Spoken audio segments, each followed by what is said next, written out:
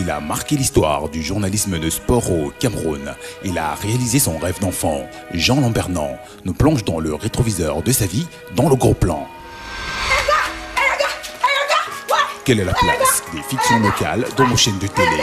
Parole aux diffuseurs, aux acteurs, aux producteurs et aux réalisateurs dans le Zoom. Pendant 2 jours, caméra en immersion au sein de la rédaction du journal L'Œil du Sahel. Document exclusif dans le making-of. Et en fin d'émission, le zapping radio, télé et web.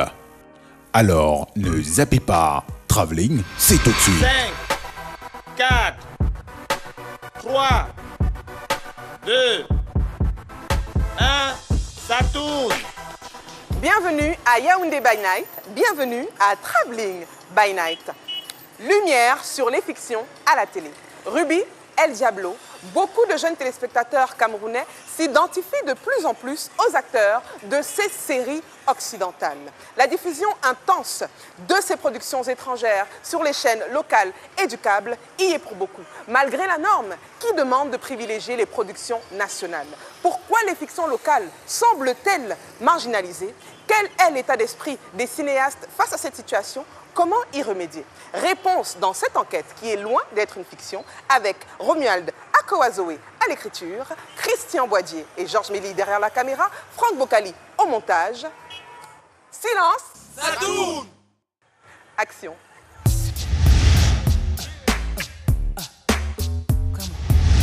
Mais nous pensons que la fiction locale est capitale. Si on accordait donc aux réalisateurs camerounais une tranche aussi tous les jours, ce serait pas mal. On est largement en retard. Il y a un problème. Un problème de production. Il faut une volonté politique. Les télévisions africaines en général, généralement n'ont pas de budget pour acheter des films. On a le sentiment qu'on est là pour amuser la galerie. Pourquoi toujours aller seulement acheter ailleurs? Waouh, drôle de question. Il faut voir dans la même direction. Nous ne sommes pas les derniers, c'est faux. Il faut un élan national. Parce que nous pensons justement... Ce qui est important, c'est qu'on nous mette au cœur du jeu. C'est un peu ça. On peut y arriver.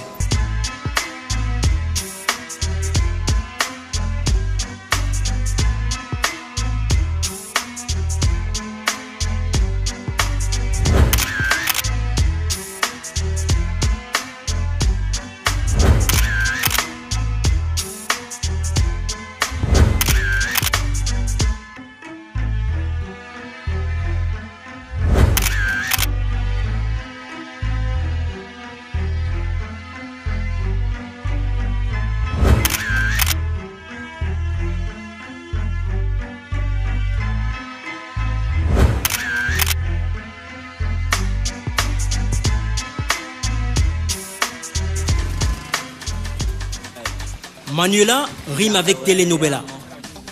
Le film de ses journées à Yaoundé s'achève souvent devant son petit écran. Toujours à l'heure, au moment de passer d'une chaîne à une autre. Objectif, admirer les aventures de ces héros venus d'ailleurs. Cette jeune fille fait partie des multiples téléspectateurs camerounais abonnés au cinéma étranger à la maison. Pourquoi les productions camerounaises ne constituent-elles pas la priorité de la plupart des chaînes de télévision locales? Comment les producteurs se battent-ils pour ne pas disparaître des écrans? Quelle est l'importance de leurs films dans la construction du pays? Enquête sur un phénomène où la fiction locale s'étonne de certaines réalités liées à sa présence dans les télés du pays.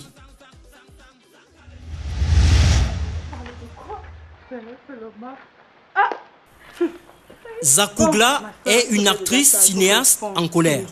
Elle est obligée d'enchaîner les petits boulots pour vivre alors qu'elle produit des films depuis une quinzaine d'années. Pour elle, les chaînes de télé locales n'aident pas beaucoup les cinéastes. Tu vas prendre une chaîne comme, je ne vais pas citer, 18h, on les appelle les Brésiliens, 18h30, les Égyptiens, 19h, les machins, 20h. Tu vas alors voir à quelle heure on met nos films. 22h30, 23h quand les gens dorment déjà. Les rediffusions, c'est les 7h, 8h quand les enfants sont déjà, les gens sont déjà dans leur bureau. Les responsables des chaînes de télé admirent les efforts des cinéastes dans la quantité de leurs œuvres. Mais nous pensons que la fiction locale est capitale. parce que notre chaîne de télévision se veut pour mission de faire la promotion de nos cultures. Il n'y a pas un quota proprement désigné et, j'allais dire, qui ne s'intéresse qu'aux fictions. Nous sommes en train d'utiliser les quotas qui appartiennent aux quotas culturels de façon globale, qui établissent pratiquement du 80-20. C'est-à-dire qu'il faut quand même qu'un pourcentage de 80% on puisse avoir justement une vitrine culturelle de chez nous. Canal 2 International avait participé à l'évolution du cinéma entre guillemets, puisque la chaîne a commencé par le cinéma et la musique. Seulement au fil des années, les espaces ont été complétés et il y a eu plus d'émissions de télévision que de fiction. Mais concernant la qualité, c'est une autre affaire. Beaucoup trop d'amateurisme. Parfois, c'est triste de regarder certaines productions. C'est tellement théâtral. Petit, mais dépêche-toi, ton oncle s'impatiente. On n'entre pas beaucoup dans le jeu de l'acteur. L'acteur, plus que les productions de chez nous, s'inspire dans la plupart des cas les réalités de chez nous. Mais c'est quand même incroyable de voir quelqu'un qui ne peut pas dire de façon naturelle « Bonjour mon frère ». On s'est rendu compte que malheureusement, il y a beaucoup de travail encore à faire au niveau de la réalisation. Et on a interpellé ces personnes pour leur dire que leur série n'était pas au point. Pourtant, pour produire un film, une fiction, il faut du courage. Seule la passion de réalisateur-producteur maintient Alain Fonguet debout au regard de ce qu'exige la fabrication d'un film. Beaucoup d'argent, beaucoup de temps et beaucoup de talent. Il ne faut pas généraliser. Ce n'est pas parce qu'une production est mauvaise qu'on va généraliser. Il y a des bonnes productions. Il y a des gars qui se battent là. Il y a des gars, même avec le peu de moyens qu'ils ont, ils font de bonnes choses. Et qu'il faut d'abord avoir une idée. Ensuite, il faut coucher l'idée sur le papier. Il faut avoir un résumé. Et ensuite, il faut scénariser. Bon, forcément, ce n'est pas moi qui scénarise. Ce n'est pas nous, les réalisateurs, qui scénarisons. Nous faisons appel à un scénariste pour un scénariste dialoguiste pour faire le scénario et pour faire les dialogues. Voilà. Et ensuite, on passe à la production. On appelle des techniciens pour le tournage, techniciens, comédiens pour le tournage. Et ensuite, on passe à la post-production. La post-production qui est mon domaine, parce que moi, je suis formé en post-production, je suis devenu réalisateur. On passe à la post-production et après, on passe à la finalisation, étalonnage, mixage, voilà, avec tout ce que ça comporte. Regardez-moi ces grands-pères qui passent leur temps dans les blablabla et des Congosa, alors que King Bell est en train de vendre le pays aux Allemands. Voilà pourquoi le cinéaste Jean-Pierre Bokolo est révolté par ce que proposent les chaînes de télé locales dans l'achat des films. Par exemple, on lui a proposé 400 000 francs CFA par épisode pour la diffusion d'une de ses productions. Il est si révolté par le prix qu'il n'a pas souhaité s'exprimer.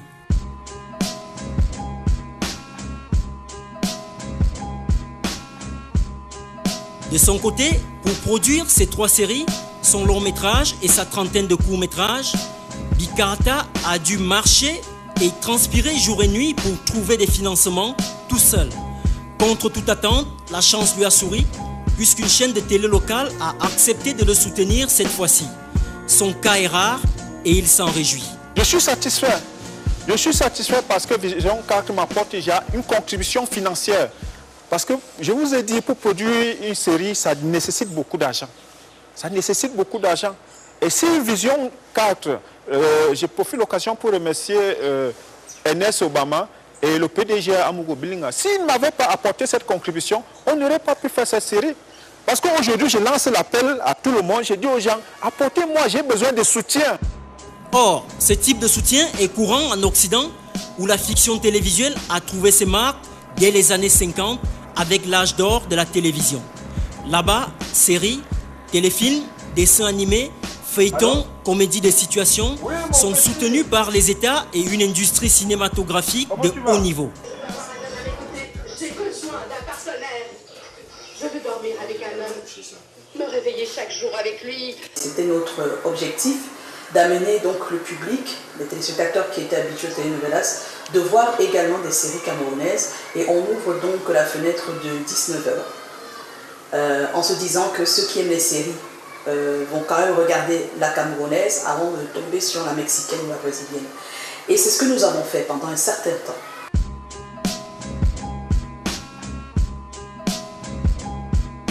Fascinés par la qualité de ces grosses productions, les jeunes télévisions africaines en ont fait des rendez-vous incontournables pour leurs téléspectateurs. Dans la chaîne publique camerounaise, on a longtemps consommé Amérique du Nord et du Sud. Dallas,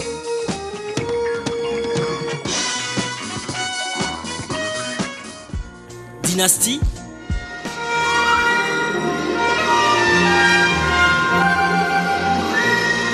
Santa Barbara, K2000, Mademoiselle, Isaora, Beverly Hills, Marimar, des exemples qui ont inspiré les chaînes privées locales. La preuve, beaucoup de jeunes Camerounais ont rêvé d'être un jour El Diablo ou alors No podemos subir a tu apartamento, un momento. Yo hablo y me voy. Les gens confondent beaucoup popularité et argent. Mais quand je demande aux gens, mais vous pensez que mon argent viendra d'où? Malgré cette concurrence rude, ajoutée à un contexte marqué par l'absence des salles de cinéma, les producteurs de fiction locales se battent pour rester à l'écran. Lobbying, conférences, festivals, plateaux de télé, ils multiplient les moyens de se faire entendre. Oui, j'ai le sentiment qu'avec le cinéma, on va changer le monde. Le cinéma a contribué à changer le monde dans plusieurs mondes. Je pense que au lieu que les jeunes prennent par exemple des armes pour casser dans les pays chauds ou qu'ils se jettent à la violence, ils peuvent prendre une caméra pour pouvoir exprimer un sentiment, pour pouvoir dire ce qu'ils pensent, pour pouvoir proposer un monde meilleur. Le cinéma, c'est le rêve. On a besoin de rêver. Action!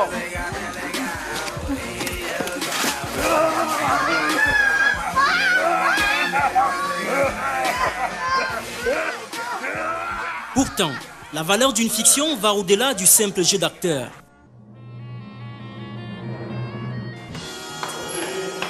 Daouda Mouchangou le sait. Ce réalisateur camerounais est une référence dans le cinéma et la télévision. Ses 32 années d'expérience lui ont appris à prendre la fiction au sérieux, car c'est une question d'identité nationale. On est en retard par rapport aux autres. Il faut le dire. Il y a les fictions, les télévisions projettent, exploitent des films, mais combien? Et quelle qualité?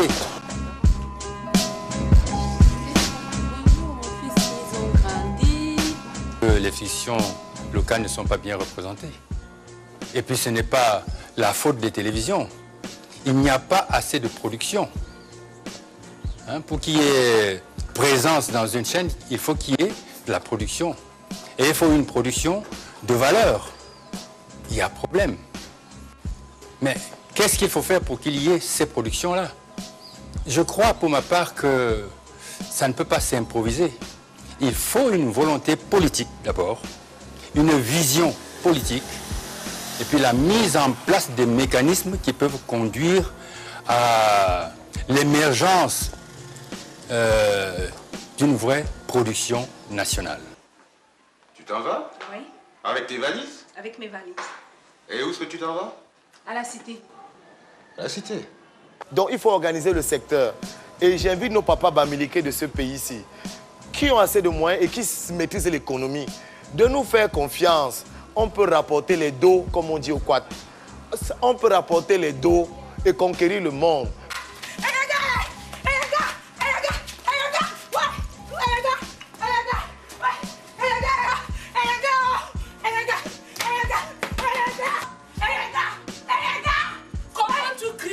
L'enfant comme ça. Tantine, tu ne connais pas la nouvelle. Il y a quoi? Blandine est partie en bain hier soir avec son blanc. Ne me dis pas ça.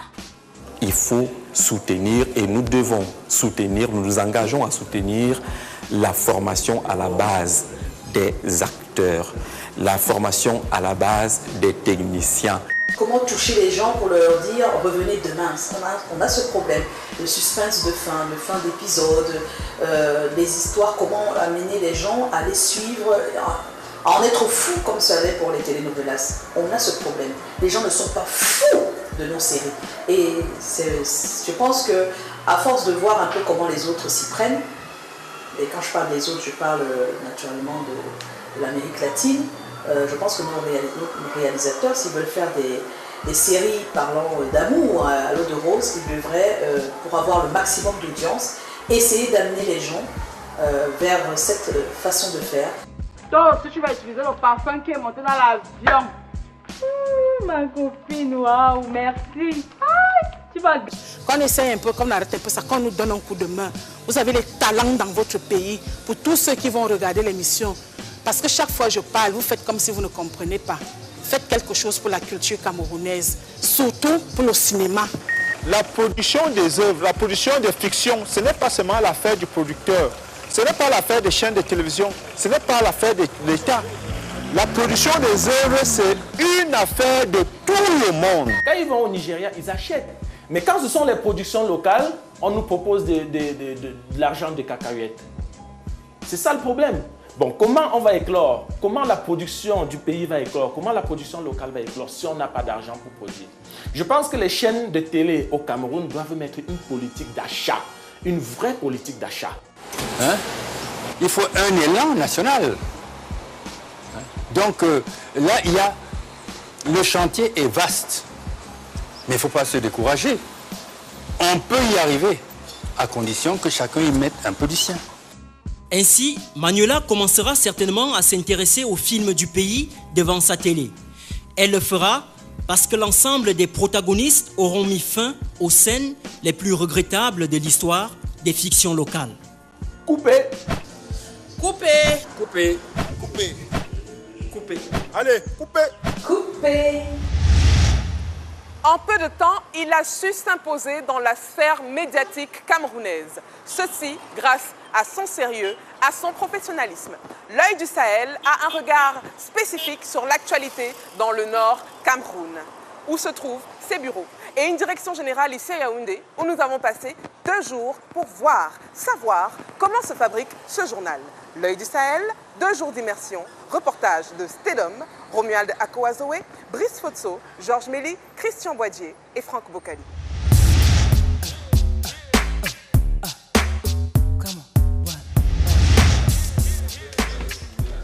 L'œil du Sahel est né en juillet 1997 parce qu'il y avait un déficit d'information sur le Nord Cameroun. Et il y avait aussi un besoin de la population du Nord Cameroun de s'informer sur ce qui s'est passé dans le reste du pays. Nous sommes restés fidèles à notre ligne et nos ventes ont augmenté. Donc je pense que sur le plan éditorial, il y a une relative satisfaction, même si beaucoup reste à faire.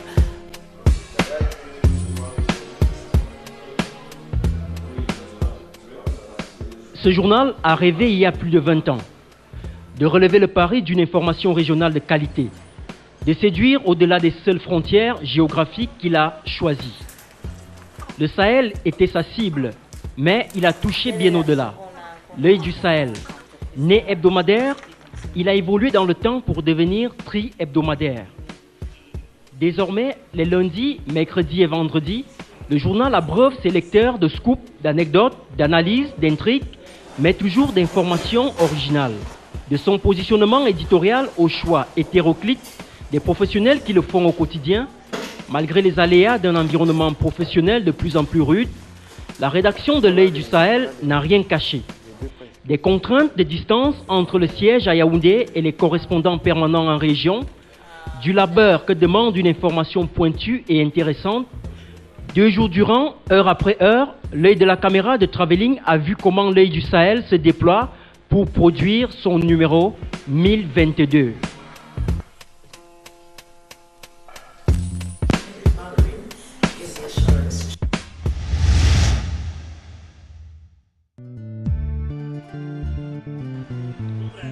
Lundi, jour de conférence de rédaction pour la production de l'édition à venir. Ce sera pour mercredi. Le siège du journal se trouve dans un quartier de Yaoundé. C'est là que les équipes de Travelling sont attendues. À notre arrivée, à 8h45, une bonne partie du personnel est déjà en poste. Ici, on lit, on rédige, on prépare déjà les sujets pour la conférence à venir.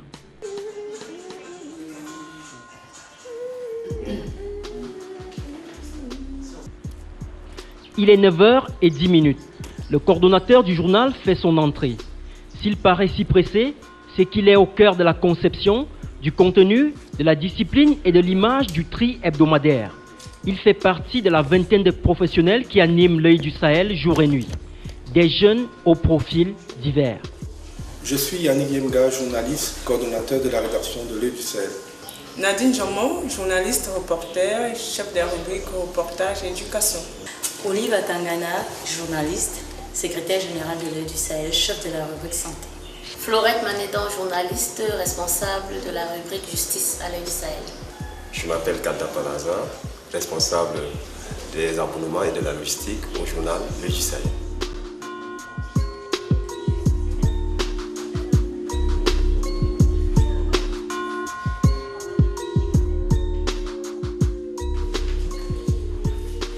« 16 minutes plus tard, la conférence de rédaction commence. L'équipe prépare une édition spéciale. Sujet important au menu, bilan des faits majeurs de l'année 2017 écoulée et grands enjeux de la nouvelle année 2018. Donc, ce que je vais faire, c'est que je vais donner la parole à chaque chef de rubrique pour qu'il nous dise quel est le contenu de cette page. La redistribution de 65 000 livres. Il y a la construction des salles de classe dans les camps des réfugiés. Quand le secteur de l'éducation, qu'est-ce que je dois retenir pour l'année 2017 qui s'est achevée par exemple? Si on doit parler du Blue Nord en général, on ne peut pas prendre un délégué régional. Toi qui parles du type qui a son école, il parle du C'est juste son école. Là, je ne suis pas d'accord. Attends un peu.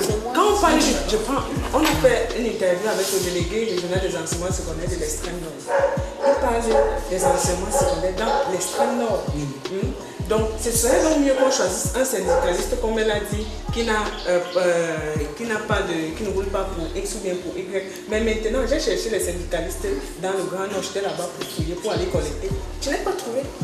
Les gens qui te donnent des chiens, on te donne un numéro, appelle tel, il va te répondre, il te dit oui, je vais parler, après il parle pas. Mais entre un délégué régional et donc ton promoteur là, moi j'ai pris promoteur parce qu'il représente l'enseignement privé.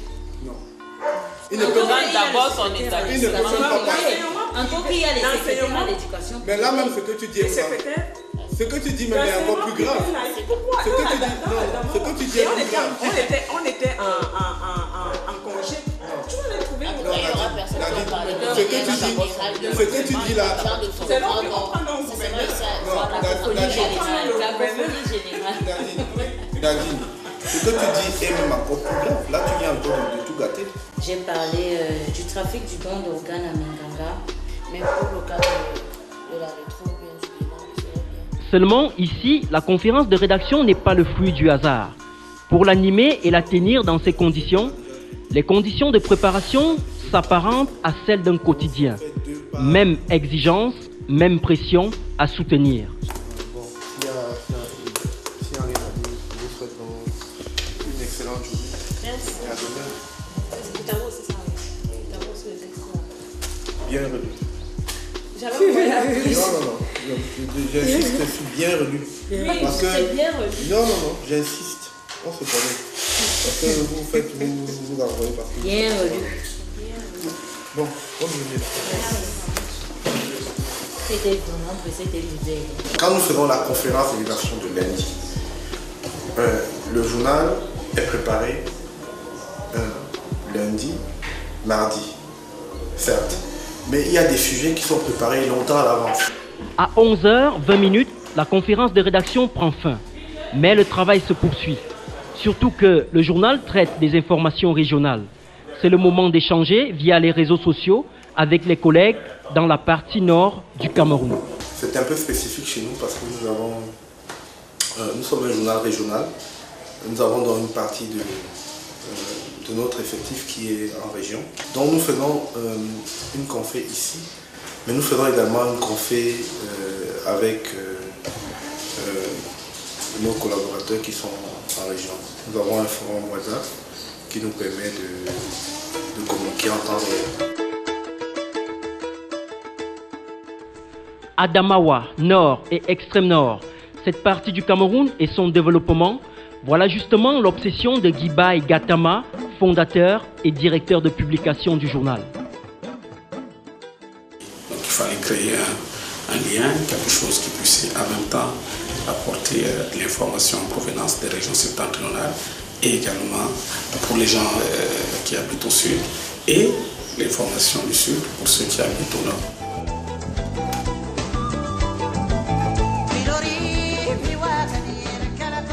Ce lundi, la rédaction est quasiment vidée à 13h45.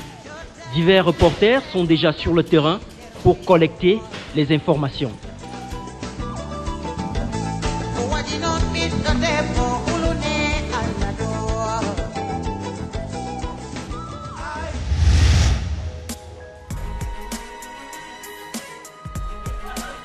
Mardi, jour de bouclage. Il est 8h46. Une partie du personnel prend son petit déjeuner à l'espace réaménagé pour les repas et les entretiens avec les sources d'information. Une quarantaine de minutes plus tard, Nadine Djomo, alias Madame Pression, s'en va en reportage.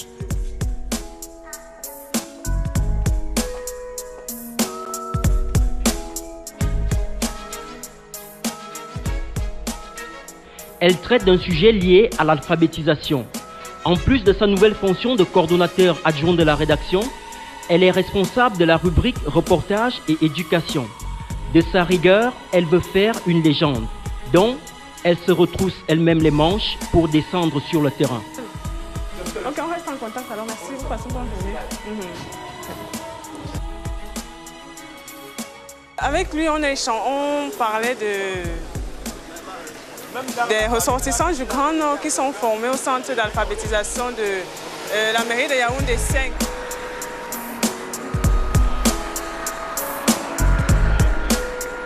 À 11h05, Nadine est de retour à la rédaction. Au fil des minutes, toutes les énergies fusionnent. Le moment du bouclage approche à grands pas. Chacun veut donner le meilleur de lui-même pour cette autre édition du journal. Le temps est compté, l'efficacité exigée. Il est 13h, je suis en train de relire le reportage de Marie Bessie.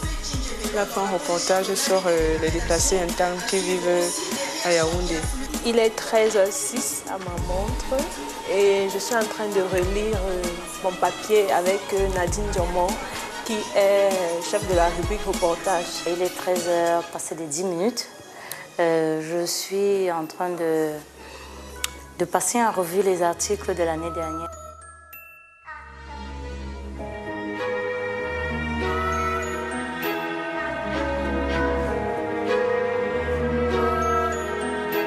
À 13h21 et je suis en train de peaufiner mon dossier de la rétro 2017. Donc, 13h28 exactement. Je commence à peine mes articles sur la rétrospective de l'année 2017 dans le domaine de l'économie. Il est exactement 13h34 à ma montre. Mais là, je suis avec le chef de la rubrique économie. Étant embryonnaire dans le métier, je m'inspire toujours de ses écrits. C'est ce qui explique ma présence à ses côtés là maintenant. Là, il est 13h45 et je suis en train de lire un peu l'actualité en caricature du monde. Et là, on est aussi en pleine édition. On essaye de peaufiner un petit peu, comment je peux dire ça, faire une sorte de maquette en attendant que les éléments arrivent pour qu'on puisse les intégrer plus facilement. Alors là, il est 14h25 et en ce moment, c'est une période un peu très importante parce que je suis en train de relire les textes, je suis en train d'avoir une idée plus affinée de ce que sera le journal de demain.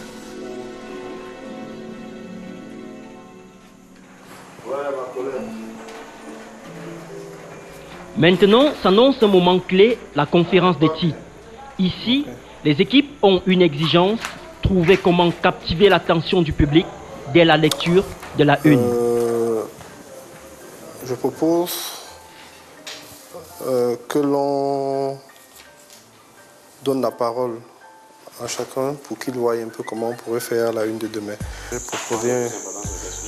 proposé un titre, Grand Nord, mémoire de 2017 et espoir 2018. Donc pour résumer un peu tout ce qui est contenu, le mémoire 2017 pour la retro et la prospective pour les... Voilà.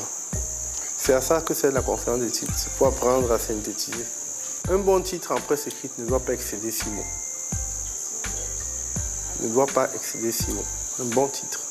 Et à la une, on est davantage exigeant parce qu'il faut tout de suite capter l'attention du lecteur.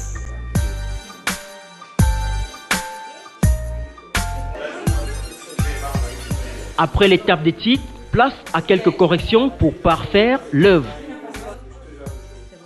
Ne donne pas mal dans sa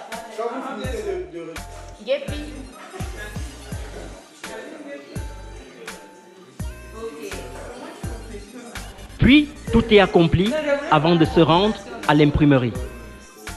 Là, il est 19h11 et on est au bout du processus. Donc, on va procéder aux dernières vérifications et je l'envoie au directeur de publication pour validation. Une fois que c'est validé, je vais demander donc à l'édition d'envoyer le journal à l'imprimerie. L'imprimerie, c'est à Douala. Sur ce, je vous donne donc rendez-vous demain en kiosque. Après chaque tirage, près de 5000 exemplaires attendent acheteurs dans les kiosques et abonnés de par le Cameroun et à l'étranger. Mais pour le management du journal, l'ambition est plus grande. J'espère qu'on pourra passer quotidien dans un environnement qui est plus apaisé, plus intéressant. Bien sûr qu'il y a d'autres ambitions, toujours être présent au nord, mieux couvrir cette zone-là. Parce qu'après tout et avant tout, c'est d'abord un journal. J'aime appeler le journal du village. Ce journal du village des populations du Grand Nord camerounais est un œil qui veut voir plus loin.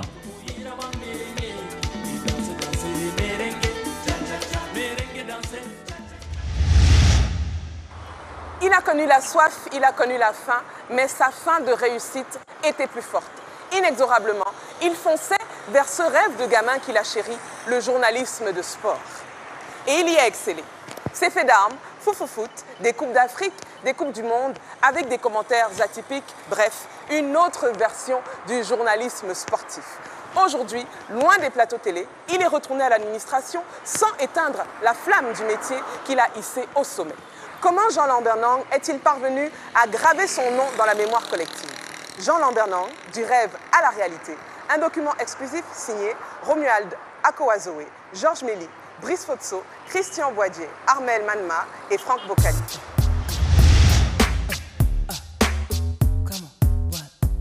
C'est approprié le commentaire et le récit sportif.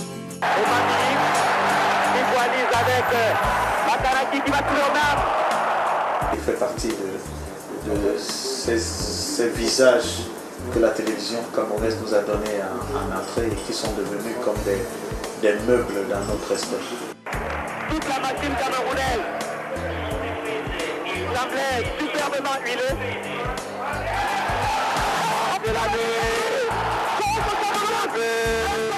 Le sens de la formule, l'amour du travail bien fait.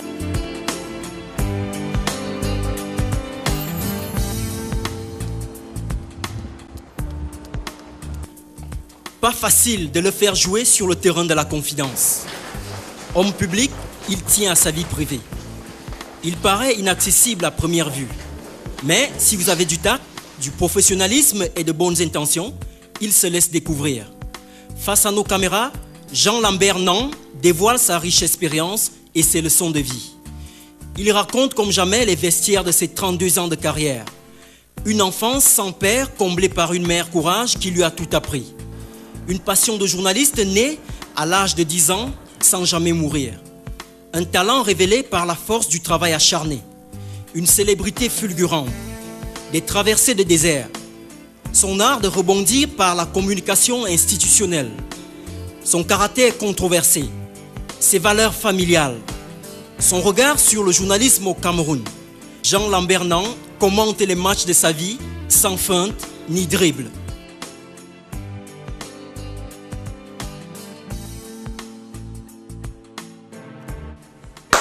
stade de début. Il est du genre à foncer droit au but malgré les obstacles. Sur le chemin de ses 55 ans de vie, Jean Lambernan a toujours suivi la voie de son cœur et est resté fidèle à ses convictions. S'il croit en lui-même, c'est parce qu'il sait d'où il vient. Je suis né à Douala, puis j'ai très vite été transporté dans un autre environnement, rural cette fois-là, dans mon village, dans la Haute-Sanaga, arrondissement de Minta. Toujours aller de l'avant, se surpasser, c'est un challenger. D'ailleurs, très tôt, il apprenait déjà aux côtés de son grand-père, polygame. Oui, 86 femmes, vous imaginez bien, c'était un roi. Et donc, un roi, un ancien combattant, à qui des épouses apportaient d'autres épouses, leurs propres sœurs, et qui a fondé une famille énorme. Et je crois que nous sommes de dignes descendants de ce grand-père-là. Digne descendant de cette famille-là, il a aussi vu sa mère se battre toute seule pour offrir des lendemains meilleurs à sa famille. D'abord ma mère, essentiellement, puisque je n'ai pas connu mon père, pas que je sois tombé du ciel. J'ai dû avoir un papa qui ne m'a pas reconnu et j'ai donc été entièrement à la charge de ma maman. Qui vendait du pata. Qui était une grande battante. D'ailleurs, elle avait pour petit surnom commissaire, c'est vous dire la poigne et l'autorité qui la caractérisait. Une femme de vérité, de justice, qui ne mâchait pas les mots et dont je pense être la photocopie crachée. Avant de devenir celui qu'il est aujourd'hui, Jean Lambernan était un petit garçon ordinaire qui cherchait ses repères. Et un jour, il trouve une passion, le journalisme sportif.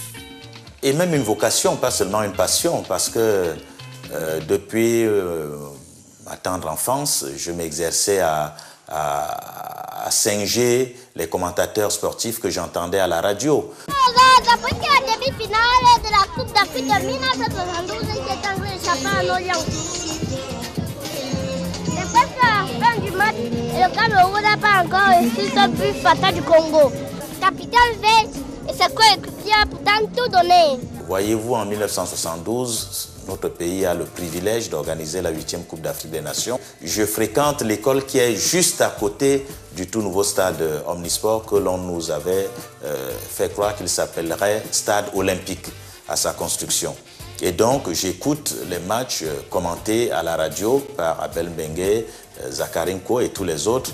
Et c'est cette année-là que j'effectue le voyage initiatique dans mon village. Et lorsque nous nous déplaçons pour aller vivre les matchs à 15 km de mon village, je m'improvise commentateur de ces matchs-là. La vocation se transforme en obsession. Jour et nuit, il ne rêve que de cela.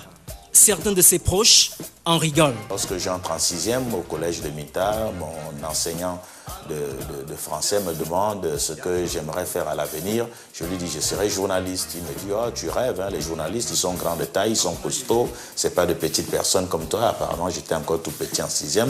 Et je lui dis, monsieur, je serai journaliste. Il n'avait pas cru. Après avoir fait le lycée bilingue d'Essos, il m'a semblé que ma vocation, c'était de perfectionner les langues que j'avais apprises. Seulement, avant d'y arriver, le rêveur doit vaincre les galères du quotidien. J'ai fait 50 km à pied pour aller en vacances dans mon village, la distance qui me séparait de mon collège. Je venais avec un baluchon posé sur la tête qui contenait des bâtons de manioc et de la pâte d'arachide. Quand on a fait ce parcours-là 6 fois par an, à tous les congés et pendant les grandes vacances, quand on a vécu à Yaoundé, en se nourrissant difficilement, en attrapant les criquets au mois d'octobre et de novembre, quand on n'a pas eu de l'eau courante et que l'on s'est instruit à la lumière d'une lampe tempête, et quand on est directeur dans l'administration centrale au terme de sa carrière, on ne peut pas dire que le ciel n'a pas été tendre avec nous. Il a besoin de la même persévérance en 1982, alors qu'il affronte le concours d'entrée à l'ESTI, l'École supérieure des sciences et techniques de l'information à Yaoundé. On doit retenir 60 élèves. Je suis le 61e sur la liste et donc je ne perds pas espoir. Le jour de la rentrée, je croise l'actuel ministre de la Défense, Betty Assomon, qui me dit « Petit frère, moi je viens d'être reçu au concours de l'ENAM. Je crois que je vais partir et comme tu es le tout premier sur la liste d'attente, je crois que ta place est ici et je ne remercierai jamais assez le ciel de continuer de bénir cet homme qui a ouvert le chemin sur lequel je me suis engouffré et qui m'a permis d'être ce que je suis aujourd'hui. Veuillez veiller sur vos rêves, veuillez veiller sur vos rêves, veuillez veiller sur vos rêves, veuillez veiller sur vos rêves. De justesse, Jean Lambert Non est admis dans la prestigieuse école. Son rêve prend corps peu à peu. Caractériel d'esprit, il se soumet pourtant à la discipline imposée par la formation. Je ne réchignais pas parce que je me disais, mon Dieu, enfin je vais être journaliste. Et si c'est ça le prix à payer pour le devenir, autant m'y faire. Cette école était aussi pour lui le lieu de rencontre d'autres grands destins de l'environnement médiatique comme le sien. Ça c'est Barbara et toi, ça c'est Jean-François Nguégan, Jean Tangana, Ibrahim Daniel, Daïzal, Temken qui était à l'ouest, Lé Joseph. À l'école de journalisme, le rêveur passionné est orienté vers l'audiovisuel. Le choix de la télé arrive en fin 85, lorsque nous sommes donc reversés à l'unité de télé. Biitibi Sam, qui est un des responsables de l'unité, demande à nos responsables de l'ESTIC, où il enseignait lui-même, quelles sont les personnes les mieux à même de lancer le projet télé. Bon, c'est à l'ESTIC qu'on lui a donné nos noms et il nous a embarqués tout de suite, Bo Herbert et moi. Veuillez veiller sur vos rêves, veuillez veiller sur vos rêves. 3 ans après son entrée à l'ESTI, Jean Lambert Non revêt officiellement le manteau de journaliste. Nous sommes en 1985 et la télévision fait ses premiers pas au Cameroun. Puisqu'il est appelé à y officier, son passage au ministère de l'Information et de la Culture, devenu ministère de la Communication, sera de courte durée. On n'a passé que quelques minutes dans ce ministère parce que, je vous ai dit, on ouvrait l'unité de télé. Elle avait commencé sans nous au mois de mars parce que le RDPC naissant tenait un congrès à Bamenda. Et donc nos aînés s'y étaient déjà exercés, les Pigui, les Tchinje, les Ndongo, les Epoté, qui étaient sortis quelques années avant nous. À l'unité de télévision, le journaliste s'agrippe au sport qui l'intéressait depuis le début. Il ne lâchera pas le morceau pendant une vingtaine d'années. L'une de ses plus grandes fiertés, avoir créé le programme à succès Foufoufou. Foufoufou est né en 86 de la volonté du directeur général Etoga Eili de voir se densifier l'offre en programme. Malheureusement, au moment de présenter la toute première émission, je suis suspendu d'antenne parce que j'avais une liberté de ton et d'esprit qui ne correspondait pas à l'environnement socio-politique de cette époque-là. Et quand je suis revenu, c'est Pierre Lebon Elanga qui avait présenté les premières émissions. C'est pour ça qu'il y a souvent cette confusion entre qui a créé Foufoufou. Mais je dis bien que c'est moi qui ai créé Foufoufou. C'est un très grand professionnel et c'est un monsieur qui a une forte personnalité. Je dirais même que c'est une personnalité qui lui a parfois causé des soucis. Parce que si je prends juste un petit exemple, je suis le premier à présenter Foufoufou. Nous sommes en 1987. Le Foufoufou, c'est une création de Jean Lambert. Et c'est tout simplement que quand on doit lancer Foufoufou, Jean Lambert est suspendu. Le sport sur CRTV, c'est la télé. Lundi, Foufoufou. Mardi, Linus Pascal Fouda, Emmanuel Jonas Kama, Jean Lambert. Une équipe de choc pour un public de chat. Dans l'ombre, des hommes soudés pour vous servir. Le service des sports télé, la fureur de savoir, la passion de vivre. En fait, c'est à travers ce générique fou que j'ai gardé en mémoire depuis plus de 20 ans, que je me rappelle encore de Jean Lambernan et l'impertinence. Et c'est cette impertinence qui me faisait rêver aussi. Je n'arrivais pas à comprendre que quelqu'un travaille pour la télévision nationale, qu'à l'époque, on estimait que c'est la pensée unique, arrivait quand même à critiquer le fonctionnement des institutions qui dirigent le sport et tout cela. Je trouvais ça tout à fait génial. Je me souviens de cette entrevue dans le bureau du directeur général de la CRTV de l'époque, le professeur Gervais Mendozé, où nous sommes convoqués, Jean Lambert et moi. Nous venions comme d'habitude de commettre un foot assez brûlant pour le gouvernement en place. Et M. Abel Bengue, qui était le chef de service des sports adjoint à l'époque, nous annonce que nous sommes attendus au 11e. Bon, on savait déjà ce qui nous attendait. Tout le monde nous laissait entendre que c'était fini.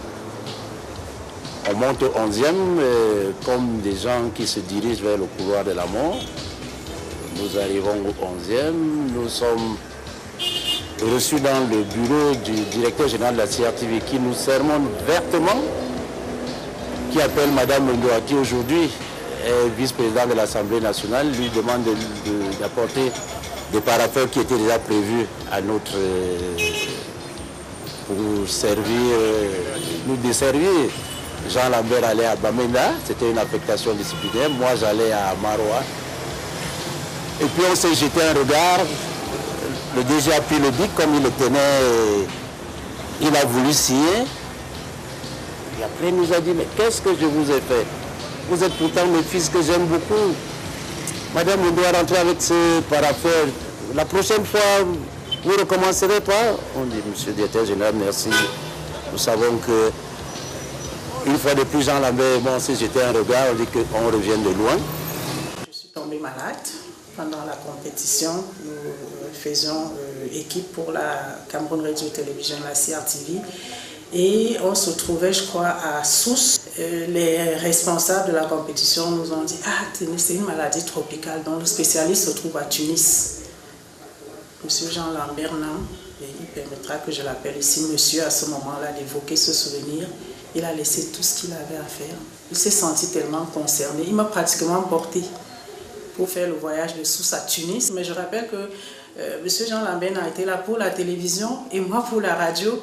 Et que nous avons souvent, c'est peut-être de la cuisine interne, mais il y a cette saine concurrence. On se dit c'est la CRTV, mais chacun veut mieux faire, chacun veut un peu dépasser le don. À ce moment-là, pour lui, ces aspects professionnels venaient après les aspects humains. Autre souvenir marquant, la couverture de diverses compétitions internationales de football. Les 6 Coupes d'Afrique des Nations que j'ai couvertes, les 5 Coupes du Monde que j'ai couvertes, ce furent des moments de grand bonheur national.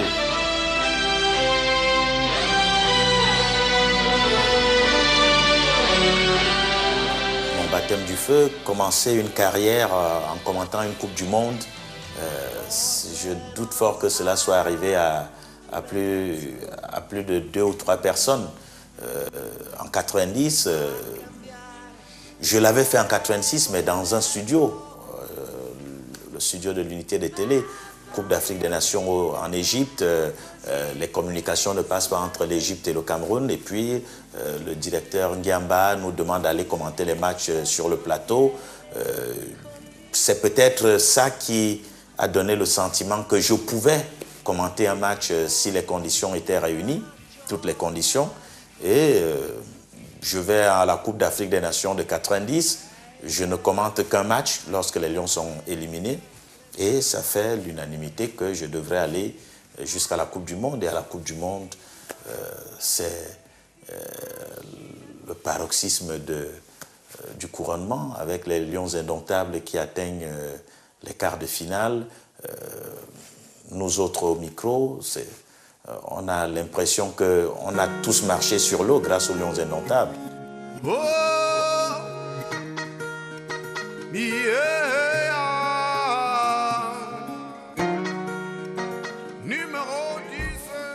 on a perdu un soldat, dans tous les sens du terme.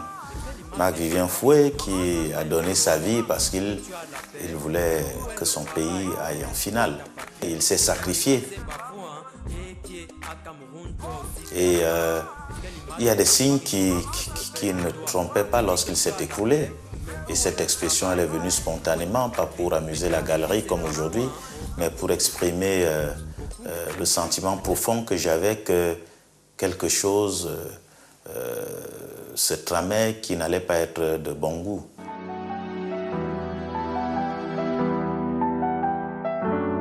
Ceux qui ont connu l'homme et le professionnel se souviennent d'une personne humaine et très exigeante. C'est un monsieur extrêmement rigoureux, qui ne se pardonne pas lui-même de faire des erreurs, dont vous comprenez qu'il pardonne difficilement aux autres d'en faire.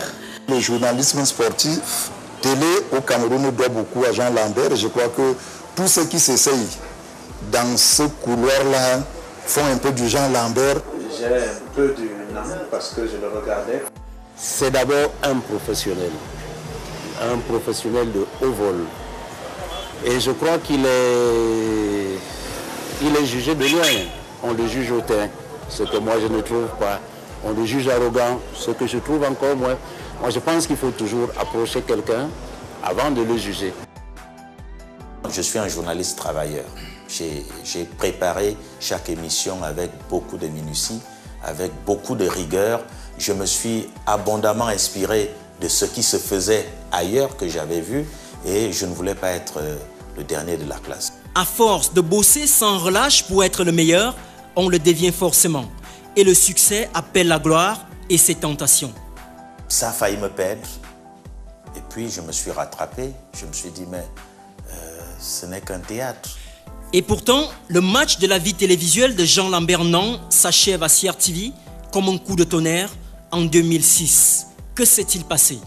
Je pars de la télévision parce que déjà en 2004, je suis injustement accusé d'avoir célébré le maillot Kerele, l'unique, le maillot sans manche.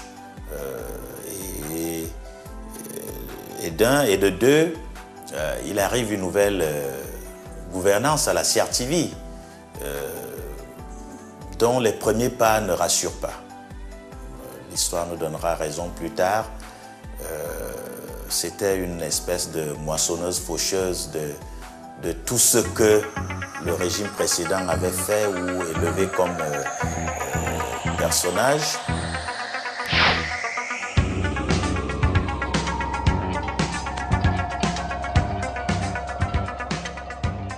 Coup de bol pour le journaliste, un poste est ouvert à la Fédération camerounaise de football. Il postule et la chance lui sourit. Jean Lambert Nan devient ainsi directeur général de cette structure. Seulement, le match sera de courte durée. 6 mois, jour pour jour, pas un jour de plus, pas un de moins, simplement parce que j'ai amené des méthodes de gestion qui n'ont plu à personne. Ils étaient habitués à la gabegie, à la prédation des biens du football. Ils étaient habitués à se gaver sans limite, même quand ils n'avaient plus faim. Et puis, quand j'arrive, je constate qu'il y a toutes ces choses qui ne permettent pas au football de s'exprimer, et surtout aux acteurs du football de vivre du produit de leur travail. Ils ont vite compris que si je restais là, c'est eux qui finiraient par périr, et donc ils m'ont débarqué. Cette page de sa vie, le journaliste refuse de la tourner sans laisser un héritage pour les générations futures. Il grave cet épisode en publiant Desperate Football House, 6 mois dans l'enfer de la FECAFOOT. Après qu'il m'ait débarqué, comme quoi j'avais essayé de distraire des fonds, je me suis dit il faut rétablir une vérité. Surtout que j'avais noté chaque jour passé à la FECAFOOT dans un cahier les moindres audiences que j'accordais, tout ce que les gens me rapportaient du comportement de tel ou tel, je l'avais consigné dans un livre. Je me suis dit, j'ai là une mine qui va parler à ma place. Il quitte cet enfer et se reconvertit dans la communication des administrations. Premier arrêt, le ministère des Travaux publics. Le ministre de l'époque m'avait demandé de venir faire ce travail-là. Je m'y suis mis avec la même passion. Puis, retour à la base, au ministère de la Communication. Je suis le responsable d'une direction dont la dénomination est tout un programme. Malgré ses fonctions de directeur central dans ce département ministériel, Jean Lambernan garde son âme de journaliste. Lorsque cela arrive de faire des productions pour ma direction, je reprends le crayon et j'écris des articles journalistiques. Et lorsqu'il jette un coup d'œil sur la pratique journalistique des médias, il a du mal à y trouver ne serait-ce que 5 modèles dans la jeune génération. 5 peut-être n'en aurait même-t-il pas 2, parce que nous avons mal compris notre démocratie. Quand je dis nous, c'est nous les journalistes. Nous avons transformé la liberté de s'exprimer ou d'écrire en liberté de tuer, de tirer sur des cibles qui sont toutes trouvées, toutes désignées. Nous nous sommes transformés en snipers, en procureurs de la République, en censeurs, et non plus en cette lumière qui éclaire la société. Pour lui, les jeunes devraient s'inspirer de tous ces talents qui ont marqué la presse de leurs empreintes. Aman Mana, Rebelle, Bonne Plume, ou Charles Ndongo. Le boss, depuis qu'il a choisi la voie du journaliste politique pour exercer son talent, très grand journaliste. Sa vie personnelle reste fortement attachée aux valeurs familiales. C'est ma force. Moi, je suis famille. Je suis famille. J'ai beaucoup d'enfants. Je suis divorcé et je suis en quête d'une nouvelle épouse. Si vous avez des propositions, mais elle doit répondre à des critères que je me suis fait. Et c'est pour ça que je reste encore célibataire, parce que jusqu'ici, je n'ai pas trouvé de femme qui satisfasse à ces critères, qui ne sont pas ceux de richesse ni de fortune, mais à des critères qui sont spirituels et sentimentaux. Moi j'ai besoin d'amour, des bisous, des câlins, j'en veux tous les jours. Je suis comme ça. En revanche, Jean Lambernan assume complètement son caractère, souvent sympathique pour les uns et arrogant pour les autres. Je suis arrogant avec ce que je n'aime pas, avec ce que je ne connais pas. Ce qu'il préserve par-dessus tout, c'est sa relation avec Dieu. Le Seigneur m'a montré la difficulté progressive qu'il y a à atteindre le sommet.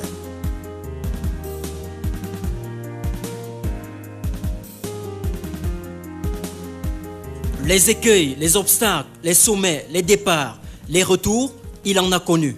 Cet homme qui rêvait d'être un journaliste sportif mémorable peut être fier d'avoir laissé sa trace. Ce rêve de gosse n'était pas une illusion et lui-même n'a aucun regret.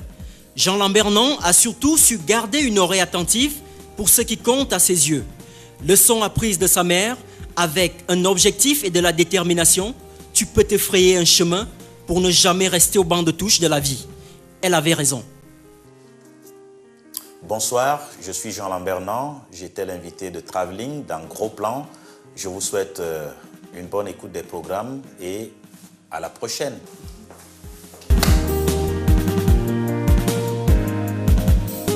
Place à présent au zapping, télé et radio. Magnéto.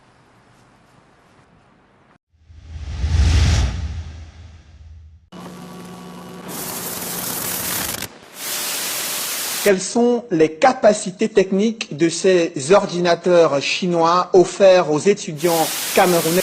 C'est le disque SSD de 32 gigas. Initialement, lorsqu'on va voir ça, on va dire 32 gigas c'est petit.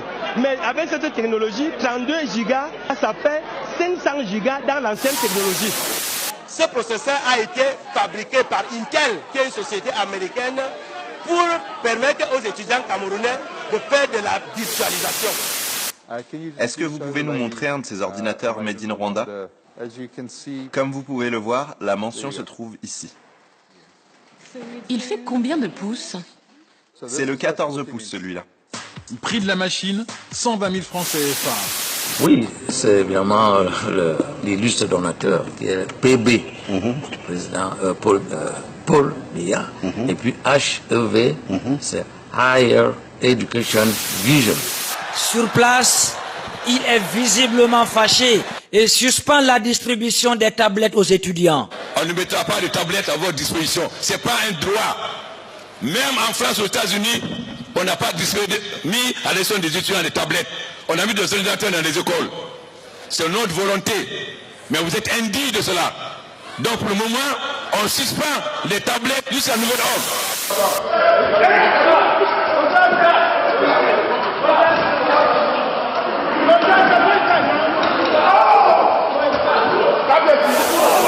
Alors que les étudiants continuent à scander « Tablette, tablette !» le chef de l'État sonne la charge. Les étudiants qui sortent, soi-disant maîtrisards, ne sont même pas capables de faire une page sans faire de fautes.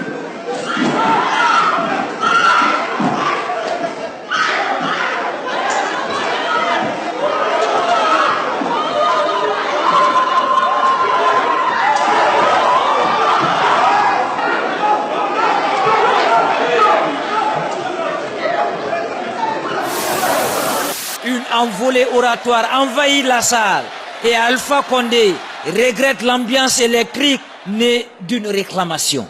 J'ai été étudiant avant vous. J'ai été syndicaliste étudiant. Donc, vous pouvez impressionner vos professeurs, vos ministres. Moi, vous n'impressionnez pas, vous pouvez sauter jusqu'à demain. Ça ne me fait ni chaud ni froid. Aïe aïe!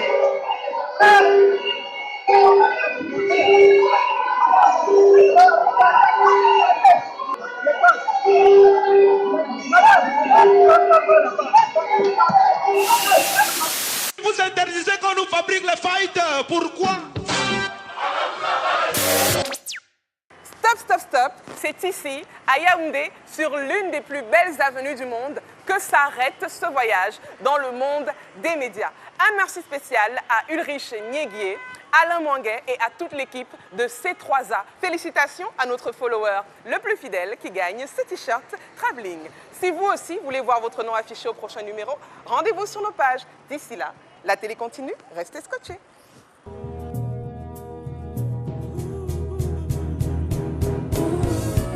Pendant les jours que tu vis, est-ce qu'on se verra au paradis?